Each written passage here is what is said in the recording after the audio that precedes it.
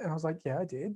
And they kept saying, well, could you like come and help us out with our OKRs? And then by the third time a client had just asked for OKR support, I realized that there was quite a lot of interest recently in Australia for learning about them. And so I pivoted the first course to a introduction to OKRs. And so that's what I built out based on the experience of about 2 years at a large organization. So today I'm going to talk a little bit about my Berlin experience. It's from about 2017. I was lucky enough to work with Greg Ellis and Rich Donnell again at a large property cars listing portal in Germany.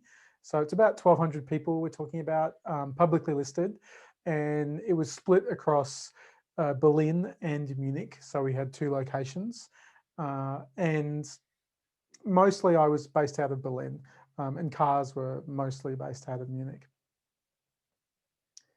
So most of the 1,200 people at this company had never heard of OKRs before 2017, especially outside of tech. And I was the same. I had no idea what OKRs were either.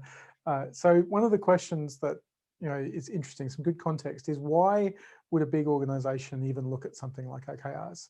So to give you the context of what this organization was going through, sort of start with the executive leadership and what they were noticing.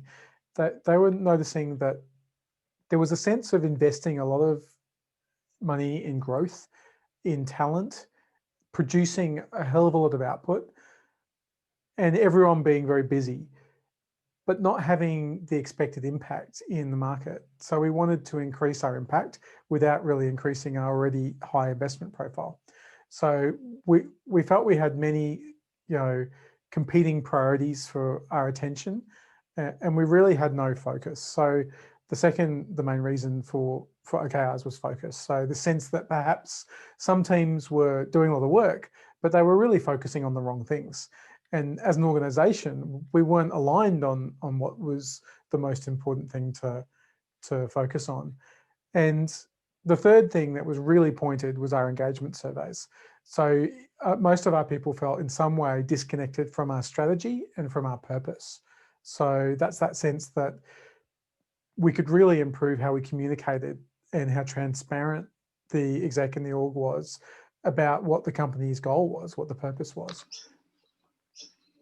So I'm in late 2017, I'm minding my own business, I'm 3 months into a gig working with Rich, and I was doing a project rescue, and casually Rich mentions, well, let's try OKRs.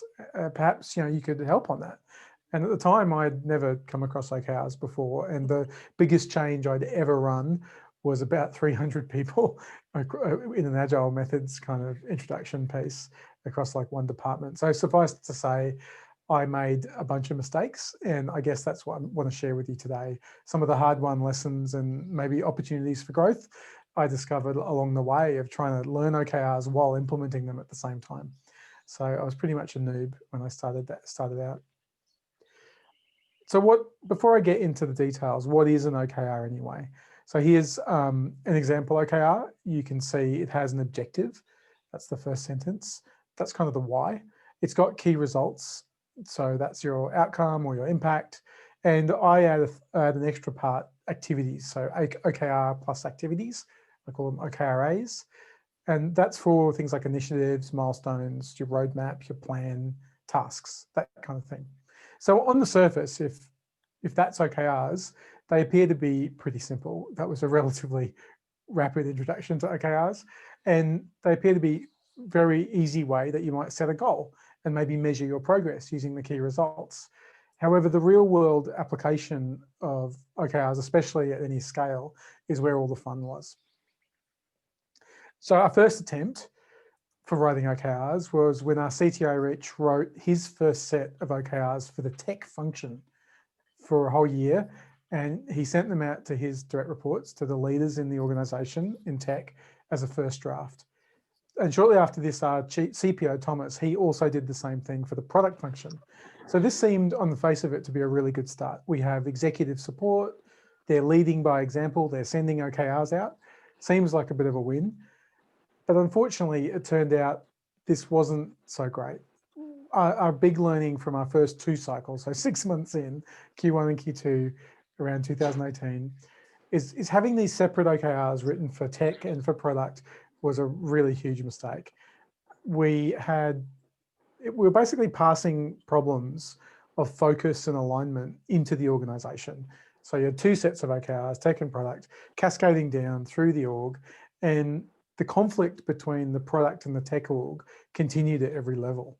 So tech was being told to do AWS or resilience, product was being told to do a new market or new customers. It really wasn't ideal. So we decided to change it. We proposed to the ELT, you must come up with a single set of joint objectives, across the functions, CPO, CTO, CSO, CFO. And this was an idea of cross-functional OKRs rather than individual or functional OKRs. And this was a lot more difficult than you might think. We went through rounds of PowerPoint and ended up with many more OKRs than we wanted. Basically, every executive came with a wish list of objectives that they really cared about. And somehow we had to mush these together to come up with the agreed list of objectives for the organization. And the ELT learned, and I think Rich said this, that to do these OKRs well, it required a kind of brutal focus to cut them down to the few things that matter. And so this kind of executive level brutal focus was needed to go from, we had a wall full of sticky notes when we started this process, down to, I think we came up with 4 objectives at the end of the process. And even that felt like too many. These cross-functional OKRs were a really big improvement. So the arguments about should we do the resilience work, should we do the product work, that started earlier. They didn't go away, like it didn't fix the question of whether we should work on tech or product. What it did was it brought that earlier and it made it more visible higher in the organization. So I like to say that if your executives and your teams are having arguments, then you're doing OKRs really well. If you've surfaced the problem of prioritization between functions and everyone's having a bit of an argy-bargy, then that's actually good, I think. That's the purpose. So I feel like we surfaced hidden trade-offs and we made it more explicit what the top 4 or top 3 objectives were across the org. So that's my first tip for today, which is, avoid these individual OKRs or functional OKRs and try cross-functional group OKRs, coming together and then doing the difficult work of agreeing and aligning on what's most important. We used the existing cross-functional leadership groups across the org to set OKRs at each level. So we had company level execs, vertical level VPs, we had market segment level directors and team level leads. So that looked a bit like this. Our verticals, for example, were houses and cars. We had these market segments that were residential and commercial. And the heads of product were interesting. So we had head of product, head of tech for each market segment, and head of sales. An advantage of this kind of thought of cascade, one thing we liked about this was that it allowed the difference of opinions to show up. Again, if you're arguing, you're doing it right. So for example, the VPs and the segments, so the VPs and the head ofs might have a different idea about what was most important. And it became clear that this vertical alignment going up and down the organization was actually a really big problem for us. So people had assumptions around what other people were thinking, and having people try to write OKRs at the different levels exposed that. And it did allow some pretty important discussions to be had. We particularly had one about, I don't know, is it more important to grow traffic or is it more important to grow a new market? And there's interesting trade-offs in that. And there was not agreement, vertically, depending on who you asked. So unfortunately, again, probably a mistake, probably the biggest mistake, I think. Too much of a good thing, right? So 4 levels of OKRs became this monstrous thing, unwieldy monster of interconnected layers to try to manage from a change perspective. And it's absolutely not recommended by any OKR expert you talk to. So God knows why I thought this was a good idea. But it took us months basically to get from the executive trying to write OKRs and then try to align them across each group. Can you imagine how long it takes to get into the calendars of the VP group and then into the directors, and then you've got different functions? Suffice it to say, it was not much fun, and it took really long time. So while we did do this and we kind of got there in the end, I do not recommend it anymore. It would be the one thing I would absolutely not do. So Christina Vodka says, just keep it simple, right? Skip the VP and director layer if you can, or just however you do it, try to keep it to at most 2 levels, especially when you're starting out. So instead of having the cascade, have just company and team, or just company. eBay, I was working with one of the directors from eBay. eBay at one point just had company OKRs, and they had initiatives that aligned with the company OKRs. They had no lower level than just company. I thought that was a beautiful example of keeping it simple. We know what the objective is, we know what the key results are.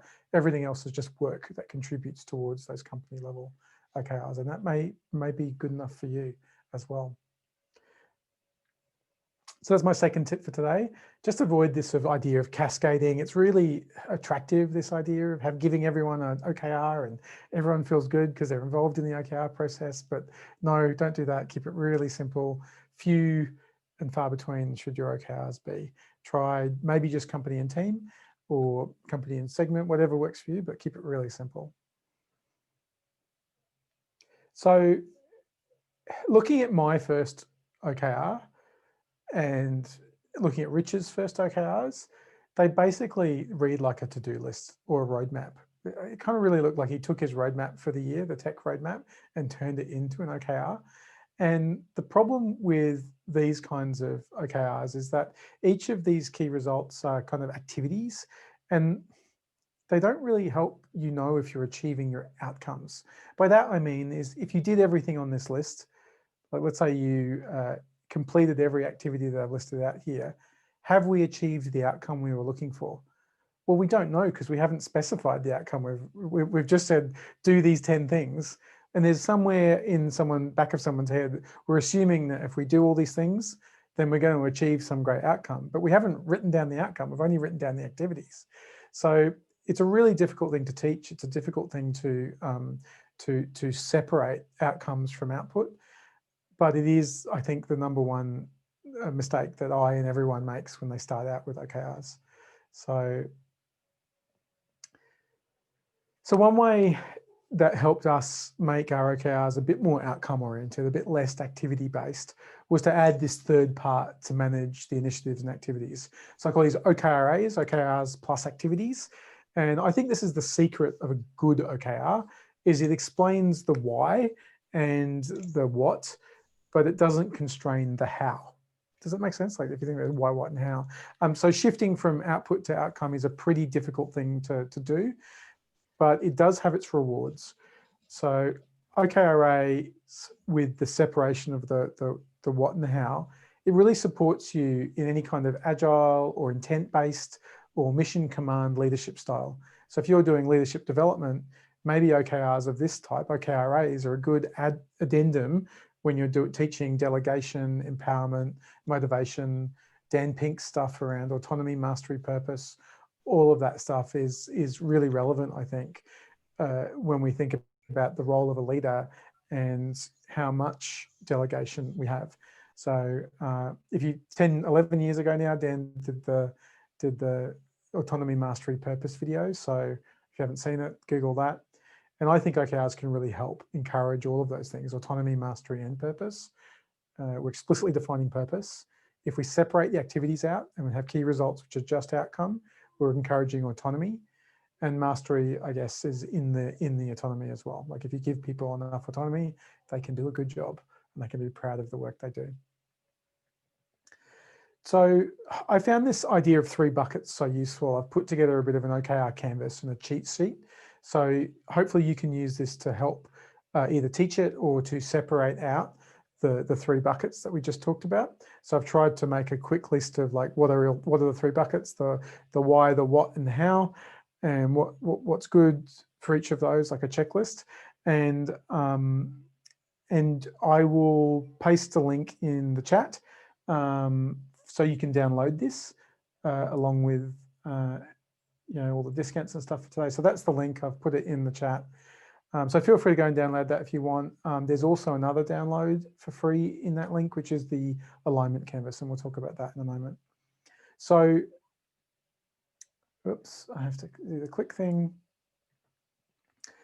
So yeah, basically, you can go to, the website is freshwater.academy, and if you sign up to any course for free, then you can just download the free content. So if you're wondering how to get to it later, the domain name is freshwater.academy. And there's a curriculum and everything on there. So I find that when I give people the canvas and I ask them to write an OKR, sometimes it's good to tell them to work backwards as well, to start with the activities, then do the key results, and then do the objective. That seems to be a bit more natural for beginners with OKRs. So that's another tip, and just in terms of the order to fill in the canvas is quite handy. So to summarize that tip we just went through, we were talking about the idea of avoiding any output or activity-based key results, leave them in a separate activity list, and try objectives, key results, and activities as three distinct things to keep it clear. I think you'll find that's really helpful in this mindset shift into outcome thinking. So to summarize, we've talked about quite a few different things so far. We've talked about individual versus cross-functional OKRs, sort of cascading through layers versus just keeping it simple, and output versus outcome, or OKRs as a technique.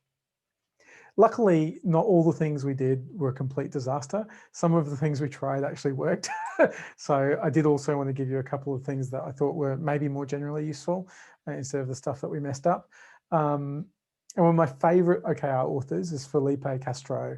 And I particularly like his comment where he talks about focusing on things that you or your team can control is terrible advice. And what he says is it creates a silo, because every problem that requires cross-team coordination, which is a lot of them, gets stranded in the sort of white space. This idea of work getting stranded in the white space in the org chart really resonated with me. And I just like this idea that explicitly saying, no, don't just do the easy thing of writing your OKRs for you or your team. Actually think about what the real objective is, even if that requires multiple teams to collaborate to get it done. So how do you coordinate this kind of collaboration across a traditional organizational structure, particularly of any scale? So I think one of the most useful ideas Felipe introduced to us was around shared OKRs, or this idea of organizing yourself around the outcome, not around the hierarchy.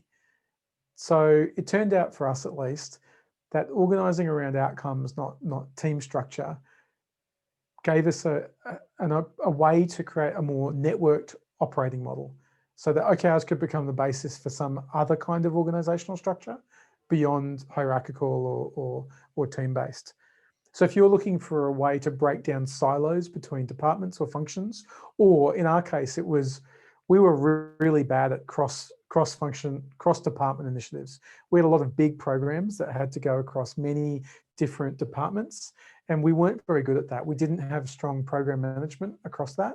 And without really strong program management across departments, it kind of fell through the cracks. So for us, the benefit, I think, was to create a way of coordinating work across many cross-team initiatives using OKRs.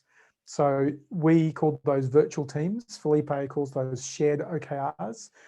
So for example, we had a new major objective in 2018, I think, to create a whole new customer market segment. And as you can imagine, that's a massive undertaking. And the traditional way of doing that would be a reorg, appoint new leaders, create the new structure, like slowly fill the reorg. We were able to use a virtual team organized around a shared OKR to very quickly, within weeks before the quarter, spin up this kind of temporary organizational structure as a way to test out this new way of organizing ourselves. So that virtual team basically just started meeting every week, and it included representatives from each of the departments. So it became sort of like a virtual team on top of the org structure. And this allowed us to experiment with that. And in fact, it was the basis for some of the longer term changes in the org. So it was a win in this case. Like, it was so successful as a temporary structure, it became a more permanent one in the future. So I think that was pretty exciting. And this idea of shared OKRs was like so powerful. It seems so applicable at very large scales where you have lots of teams that need to coordinate. That Felipe helped us create a alignment canvas. So basically the idea was, by what process do you align 1,200 people? So option A will get all 1,200 people in a room and somehow they will align. Well, no, I couldn't imagine making that work for us. We didn't have the sort of remote working that we would have today. We didn't have a way of getting 1,200 people aligned. So what we did is come up with a simple checklist or a cheat sheet where you had to write down the list of all the people you had to talk to. So the basic method is that Felipe talks about is align through conversation, not through contract negotiation. So this is about picking up the phone, talking to someone about your objective and just checking in to make sure that makes sense with them. So he's suggesting that we should all individually, for our OKR, talk to everyone who is impacted. So there are 3 types of impacts. Shared owners, they're on the hook with us, the virtual team, the people who are in the virtual team or the shared OKR. He talks about supporters or people we depend on. So for example, if I need to use a designer for 3 weeks to get my objective met, I would list that design team in as a supporter. They're not a shared owner, but they're involved. They're a supporter. They're not an owner. And then lastly, stakeholders who is expecting stuff of us and probably needs to look at our OKR and go, yes, that's what I'm expecting you to deliver this quarter. So that's often your managers or your stakeholders or your customers. So customers would make good stakeholders here. So listing out all the people you should get feedback from on your OKR. And so this seems a bit trivial, but actually at scale, this became one of the most difficult things, to have a system or a way of getting hundreds or thousands of people to all align with each other. I don't think we were particularly successful, but so what I'm recommending now is a combination of both methods, the getting people in a room and the individually aligning. And the way I'm recommending people to do the getting people in a room is something like an open space conference. If you've never facilitated or been to one, it's basically a self-organized conference where the group puts up a shared agenda, and it's perfect for things like Miro or Mural or any kind of online digital space where you want to organize large groups of people into topics. So an open space allows you to have topics per OKR and then have people align around those objectives in a time box, say 2 or 4 hours. So today I'm recommending that you kick off with some kind of open space, and then you ask the owners to continue the alignment using a canvas like this. So again, you can download this. This is a free lesson on Freshwater Academy, just like the previous canvas. So just grab it, use it, and please let me know if you've got any improvements. I'd like to constantly improve the stuff. So if you could try this on an OKR and then get back to me, I would really like to hear if we can improve this process. I think there's a lot of work here to get this right. I don't think I've cracked it yet, so really keen on more input on this alignment area because it feels very difficult at large scale, even if you use both techniques. Okay, so that's the alignment canvas. On top of that, there's the whole change management piece. We had a lot of luck with a thing called an OKR Champions program, and that was the idea of asking for volunteers to help us introduce OKRs into the organization. A bit like a facilitator or enablement role. Maybe agile coaches would make good people, or it's a bit like having agile coaches or scrum masters, a kind of role where someone is helping or teaching or supporting the OKR process. So we asked for sort of locals in Munich and Berlin to sign up. And the way we got them interested is we offered them special OKR Champions training. So we had a whole day with Philippe Castro. He came in as a guest star. So we ran this training program for the volunteers. And so they felt they were getting something out of being a volunteer. Plus, we then got to use them as change agents within the organization, above and beyond what any program owner could do. So off the back of that, we also then created a more formal training program. So we're going from an incremental adoption of, let's say, just 1 or 2 teams to roll it out across 100 teams. We needed a way to create a curriculum that we could stamp out, and people, as they joined the company, they could learn about OKRs. So we started providing online materials like this excellent beginner's guide from Felipe, And that's turned into the Freshwater Academy curriculum that you can see here. So this is we teach setting, aligning, and achieving OKRs, and separately adopting them. So we've got 4 modules broken up into 4 2-hour sessions at the moment. And that seems about right for covering the content that we've got. So if you're introducing OKRs, you may need to create your own training program in your org, or come and license or steal or borrow one from someone like Freshwater Academy or Felipe. So one of my other roles was setting up a tech academy, and we just used the platform to deliver the content. So it was good to have a tech training academy for this. Interestingly, well, this probably isn't a surprise, but for whatever reason, I was like, oh yeah, of course. We ran some specialized trainings just for product managers. We went to their offsite and we delivered OKRs for product managers. And for whatever reason, that was just super popular. We had some of the early adopters talk about their quick wins, which is a classic change management strategy. And the product managers became the big champions in the organization for OKRs. They wanted to use OKRs for all their product launches, for new products. And we ran a lot of experience report sessions at the offsites where people could talk about in the product space how OKRs were going. So it's an obvious sweet spot product for OKRs. And if you're looking for a place to start, maybe that's a good place if you're not going to do it across the whole org immediately. So a lot of what I'm talking about is, yeah, change management. That's absolutely the name of the game, especially at scale. I think Esther Derby was here talking in Australia recently about her new book about 7 rules for positive, productive change. But to suffice it to say, there's a lot to learn about change management. I'm not an expert. So I like the lean change management stuff by, I forgot his name, Jim Little, James. Maybe someone can jump in and put that on the chat. Someone Google that for us and put it in chat. So I think there's always more to learn about introducing big change. But the one bit that really stuck for us introducing OKRs was a really classic one, which is communicate, communicate, communicate. You know, we had CTO introduce OKRs at the beginning of 2019 to kick off the whole year. And this was effectively, you know, the moment in the change that I was most proud of, that we had, you know, we had the new CEO coming in and using OKRs to communicate the purpose and direction of the whole company. So that felt like a win to me. And that took 14 months to get there, from when I started the OKR program to when that happened. 14 months to get to the point where it felt like we were even beginning. So yeah, I think at that point we were fully committed, but before then it was a bit piecemeal. We also had updates, you know, constant communication. We had, this is Rich giving one of the updates every town hall. Here is where we're up to, here how we're tracking, talking and talking and talking about it. So that was like a majorly important part of the change management for us. So we've covered a lot today. We've talked about the lessons, the wins. We just talked about virtual teams, OKR champions, training, change management, and comms. There is quite a lot of stuff we don't have time to go through today. The overall framework that I use for OKRs is setting, aligning, achieving, and reflecting. So I like to use this because the problem a lot of us did, including me, was we would set and forget. We would just set the OKRs and we wouldn't do anything else.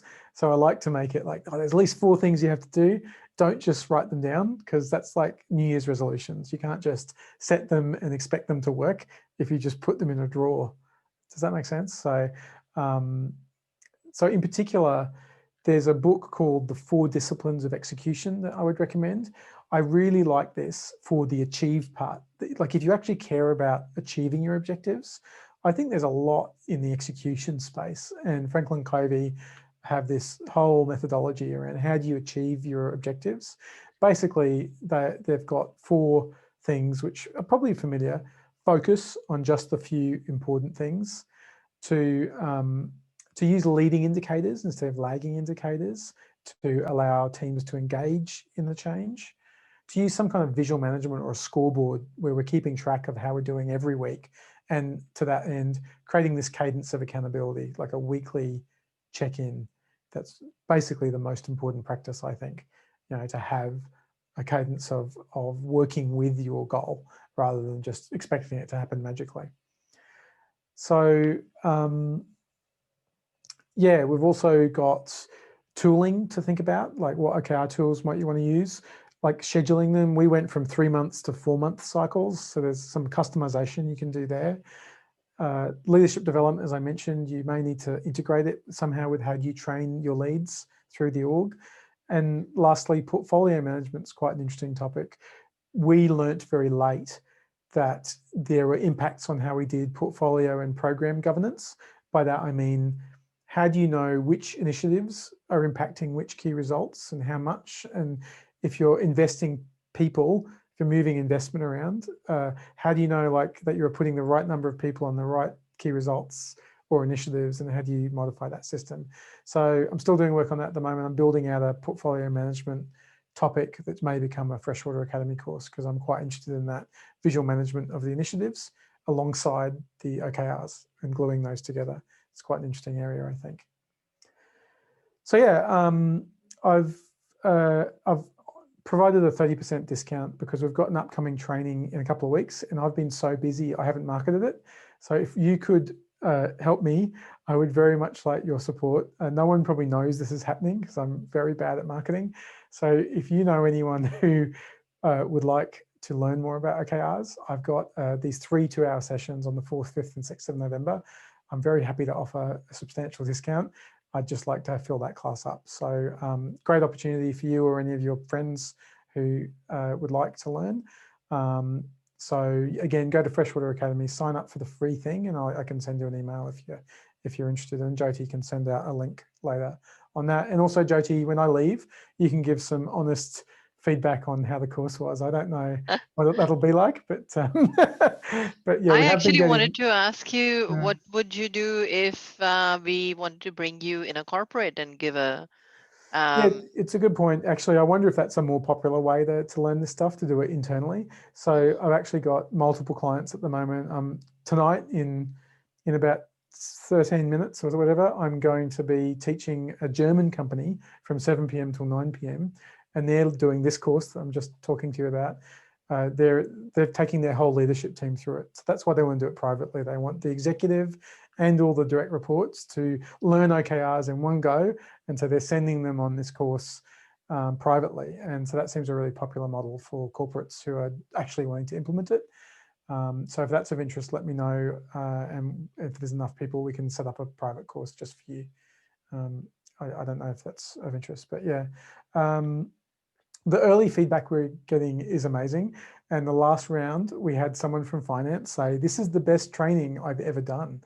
So, and I don't think that's me as a good trainer. I think what it is this remote working. People are starting to use tools like Mural and Miro and Zoom in a way that works. And I'm actually quite excited to see people engaging with online learning using remote working tools. So I actually think the tools are really helping, like really collaborative activities and exercises seem to be the trick. So there's a tip. People actually do like learning if you can make it super engaging and interactive. And I'm finding Mural is great for that. And thanks to Christine, who's done a lot of work making our murals look and work really nice. So thank you, an amazing partner in crime. So that's it for the content. I've got about 10 minutes for questions, but I just wanted to leave with a thought that if you are either helping someone adopt or adopting OKRs, you're going to require supportive leadership. You're going to need some kind of sophisticated change management. You're probably going to need to invest in learning. And the big one for me was more time and patience than you'll initially imagine. And that's it for my talk. So thank you very much. So open to questions. Back to Jody or Christine.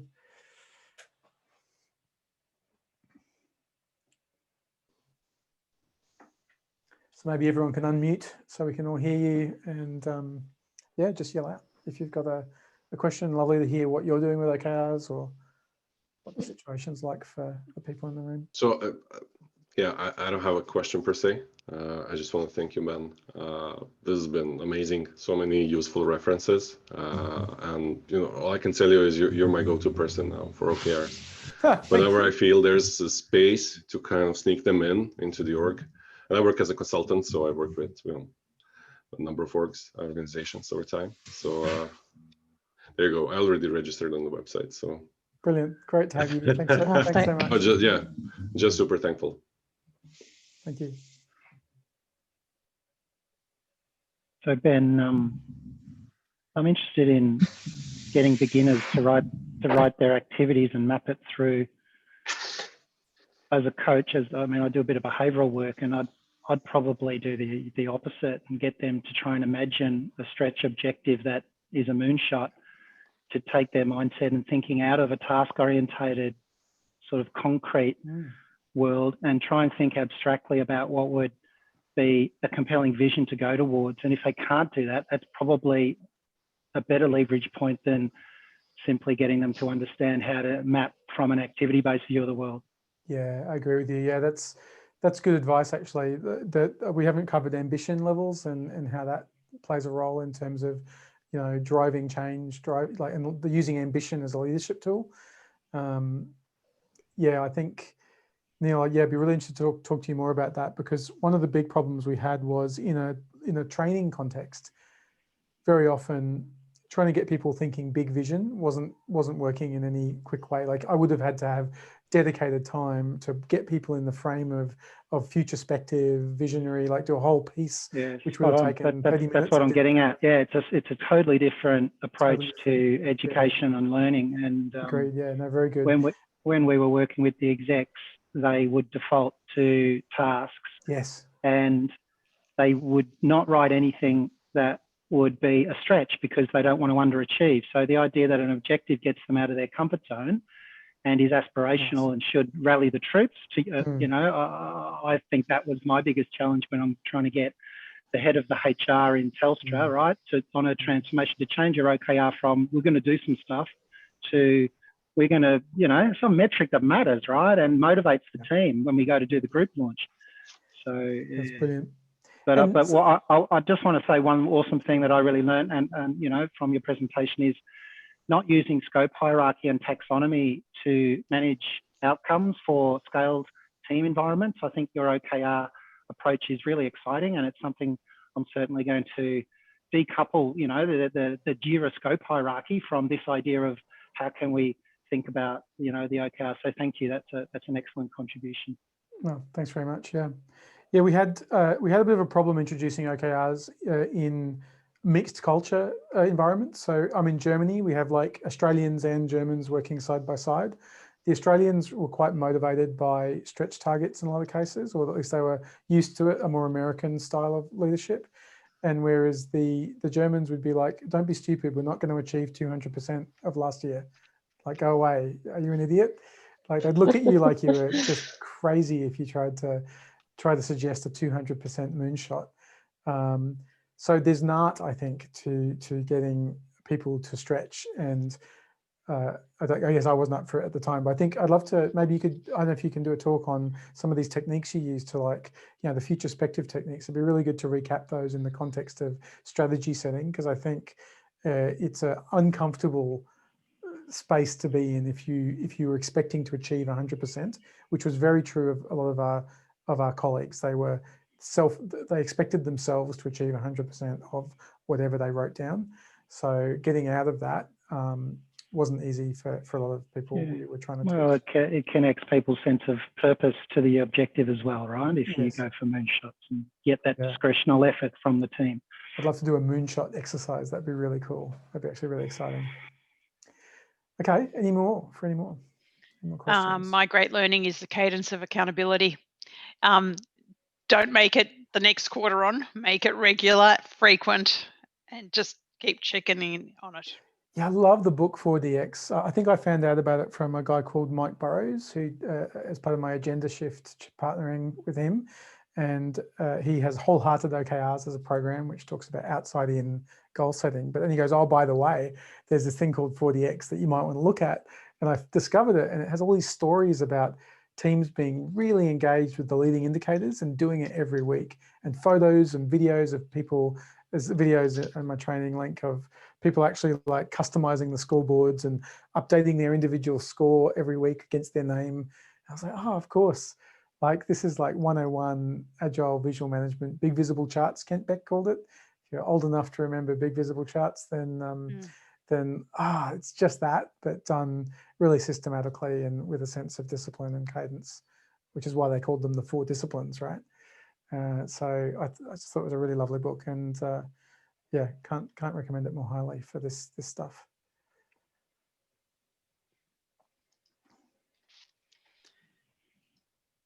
I just got one more comment. Sorry to be a hob. It seems in the use case and the case study you presented, it was quite an undertaking from a change management point of view. What kept coming up for me, Ben, as you're talking is, surely if the CEO said the way we plan and organise and rally around value and what we're trying to achieve is like this from now on, I won't look at anything unless it's aligned to an OKR.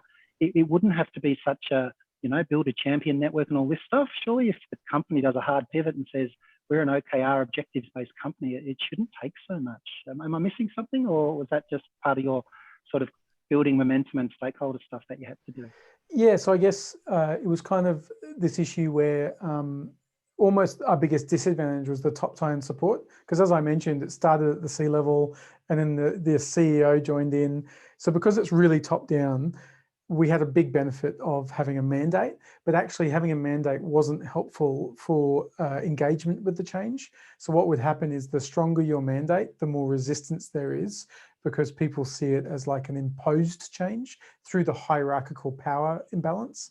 And psychologically, it's very difficult to get wholehearted engagement in an imposed change.